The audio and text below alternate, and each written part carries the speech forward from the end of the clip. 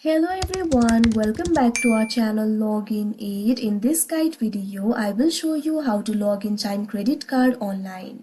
So if you want to log into your Chime credit card, what you have to do is simply access the Chime website or Chime mobile app and log into your account. By logging into your Chime account, you'll be able to manage your Chime credit cards. So in order to log into your account, what you have to do is launch open any browser of your choice and go to the Chime website, or you can also open the Chime mobile application.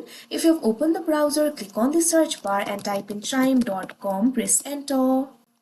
Now after that, you'll be led to the official website of Chime. Initially, you'll be led to this kind of interface. If you do not have the account yet, you can click on this option, get started and apply for your account. But if you already have the account and if you want to log into your account, click on this option, log in.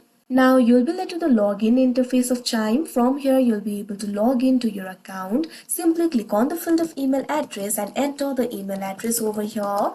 Likewise, click on the field of email and enter the email. If you've forgotten your email address, you can click on this option, forgot your email address, and you'll be able to recover it. Likewise, if you've forgotten your password, click on this option, forgot your password, and you'll be able to reset it.